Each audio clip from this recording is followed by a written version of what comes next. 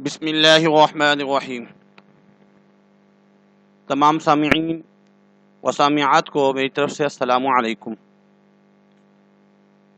بہت ایک اہم سوال پوچھا گیا صلہ رحمی سے متعلق، اور یہ ہر ایک کی ضرورت ہے، ہر گھر کا مسئلہ ہے۔ اس کو غور سے سنیے اور دوستوں کے ساتھ بھی شیئر کیجیے۔ اللہ رب العزت مجھے اور آپ کو اخلاص نصیب فرمائے، عمل کی توفیق عطا فرمائے۔ سوال یہ پوچھا گیا کہ میرے ایک عزیز سگے بہن بھائی ہیں، کسی وجہ سے ان میں تقریباً 5 سال پہلے ان بن ہو گئی اور آج بھی قائم ہے۔ کچھ لوگوں نے سمجھانے کی کوشش کی، لیکن بھائی جو چھوٹا ہے وہ ماننے کے لیے تیار نہیں، جبکہ وہ 5 وقت کی نماز پڑھتا ہے، اچھی اچھی دین کی باتیں بھی کرتا ہے۔ اس سلسلے میں قرآنی آیت اور چند مستند احادیث بتائیں جو اس کو سنا کر اللہ کا خوف دلا کر بھائی بہن کی نفرت کو دور کیا جا سکے۔ اگر وہ خاص طریقہ ہو تو وہ بھی بتائیے، ثواب کا کام ہے۔ اللہ تعالی ہم سب کو نیک عمل کی توفیق عطا فرمائے، آمین۔ خاندان میں بہت سے لوگ آپس میں ناراض ہیں، چھوٹی چھوٹی باتوں کی وجہ سے ناراض ہیں۔ اب اللہ تعالی اور ہمارے پیارے حبیب صلی اللہ علیہ وسلم اس کے بارے میں کیا فرماتے ہیں، ملاحظہ فرمائیے۔ بسم اللہ الرحمن الرحیم۔ آیات قرآنی اور احادیث نبوی میں رشتہ ناتا اور قرابت داری کو جوڑنے کی فضیلت اور تاکید وارد ہوئی ہے، نیز اس کے توڑنے سے منع کیا گیا۔ سورہ نساء میں 2 جگہ اس سلسلے میں حکم مذکور ہے۔ وَاتَّقُوا اللَّهَ الَّذِي تَسَاءَلُونَ بِهِ وَالْأَرْحَامَ، ترجمہ، اور تم ڈرو اللہ تعالیٰ سے جن کے نام پر تم دوسروں سے اپنے حقوق طلب کرتے ہو، اور ڈرو تم قرابت کے حقوق ضائع کرنے سے۔ اگر اپنے رشتہ داروں کے حقوق کو ضائع کر رہے ہیں، ان کو پورا نہیں کر رہے، تو اللہ رب فرما رہے ہیں کہ ڈرو ڈرو ڈرو، اللہ سے ڈرنا ہے، ہم نے پوچھ ہوگی۔ ایک اور آیت ہے، وَاعْبُدُوا اللَّهَ وَلَا تُشْرِكُوا بِهِ شَيْئًا وَبِالْوَالِدَيْنِ إِحْسَانًا وَبِذِي الْقُرْبَى، تم اللہ کی عبادت کرو اور اللہ کے ساتھ کسی کو شریک مت ٹھہراؤ۔ ایک اللہ تعالیٰ حکم دے رہے ہیں کہ اللہ کے ساتھ کسی کو شریک نہ ٹھہراؤ۔ وَبِالْوَالِدَيْنِ إِحْسَانًا، اس سے مراد اپنے والدین کے ساتھ احسان کرو۔ عربی کا جو احسان ہے اس سے کم درجہ نہ ہو۔ وَبِذِي الْقُرْبَى، اور ایسے ہی رشتہ داروں کے ساتھ اچھا سلوک کرنا۔ تو اس میں بھی کوشش یہ کی جائے کہ اس میں بھی کمی نہ آئے۔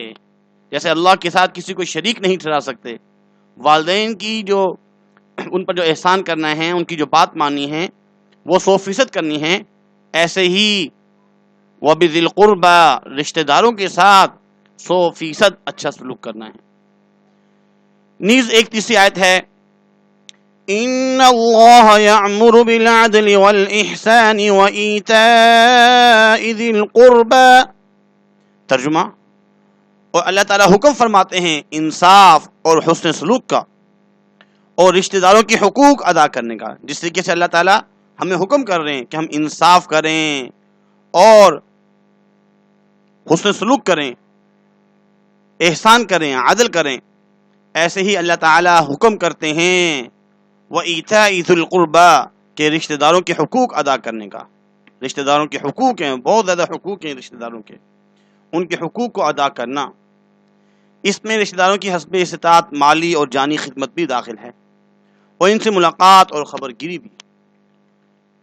بہت عرصہ گزر جاتا ہے، اپنے رشتہ داروں سے بات چیت نہیں ہو پاتی، اپنے دوست احباب سے تو باتیں کرتے رہتے ہیں، لیکن رشتہ داروں سے بات چیت نہیں ہو پاتی۔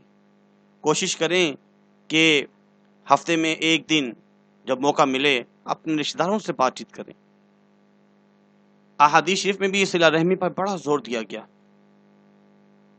چنانچہ ارشاد نبوی ہے، من احب ان یبسطہ لہ فی رزقہ، جو یہ چاہتا ہے کہ اس کے رزق میں کشادگی پیدا ہو، رزق اس کا بڑھ جائے، رزق میں فراوانی ہو، فقر و فاقہ نہ ہو، مصیبت نہ ہو، پریشانی نہ ہو، کسی سے مانگنا نہ پڑے، وَأَن يَنْسَى لَهُ فِي أَسْرِهِ، اور اس کی عمر دراز ہو جائے، مرنا نہیں چاہتا، عمر کو بڑھانا چاہتا ہے، تو کیا کرے؟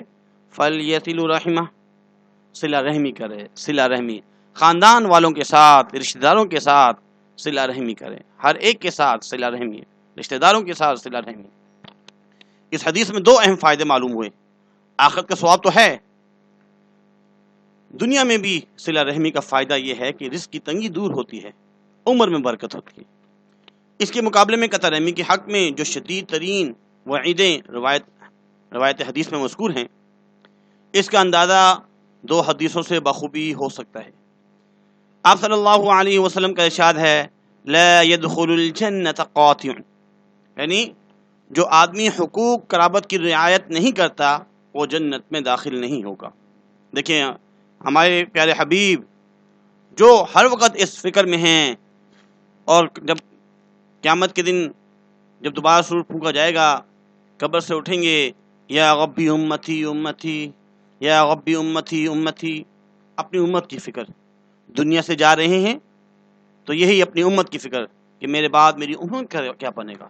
لیکن جو قطع رحمی کرنے والے ہیں ان کے بارے میں کیا فرما رہے ہیں؟ لا يدخل الجنہ، جنت میں داخل نہیں ہوگا۔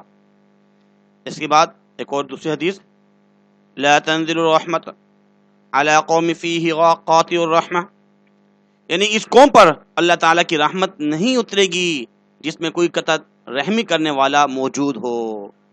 ایسی قوم میں اللہ کی رحمت ہو ہی نہیں سکتی، قطع رحمی کرنے والے۔ ایک موقع پر آپ صلی اللہ علیہ وسلم نے کچھ ارشاد فرمانا تھا، کچھ اہم بات فرمانی تھی۔ صحابہ سے فرمایا کہ آپ میں سے کوئی ایسا تو نہیں ہے جو قطع رحمی کرنے والا ہو، جو اپنے خاندان میں سے کسی سے ناراض ہو تو وہ اٹھ جائے یہاں سے۔ تو ایک صحابی اٹھے اور تھوڑی دیر بعد واپس آ گئے۔ تو بعد میں پوچھا گیا کہ بھائی کہاں گئے تھے آپ؟ تو انہوں نے فرمایا کہ میں اپنی خالہ سے ناراض تھا اور ان سے میں راضی ہو کر آیا ہوں۔ ایسے آپ صلی اللہ علیہ وسلم بہت ہی اہم بات جو ہوتی تھی اس کے لیے دیکھو فرمانے کی جو قطع رحمی کرنے والا ہے وہ اس مجلس سے اٹھ جائے تو قطع رحمی کرنے کا کتنا نقصان ہے، کتنا نقصان ہے، رحمت نازل نہیں ہو رہی۔ بس بہن بھائی کو چاہیے، ہر ایک کو چاہیے، رشتہ داروں کو چاہیے کہ آپس کی جو ناراضگی ہے اس کو ختم کر کے بات چیت کرنا شروع کر دیں، تاکہ اتنے ہی عمل سے انہیں صلہ رحمی کا ثواب ملتا رہے۔ صلہ رحمی حدیث میں عام مسلمانوں سے بات چیت، سلام کلام بند کرنے کی مذمت وارد ہے کہ کسی مسلمان کے لیے جائز نہیں کہ دوسرے مسلمان سے 3 دن سے زیادہ سلام کلام بند کرے۔ واللہ اعلم بالصواب، اللہ ہی بہتر جانتے ہیں۔ اللہ پاک عمل کی توفیق عطا فرمائے۔ کوشش یہ کریں کہ اپنے رشتہ داروں سے بنا کے رکھیں، ناراضگی کوئی نہیں، اللہ کو پسند نہیں ہے۔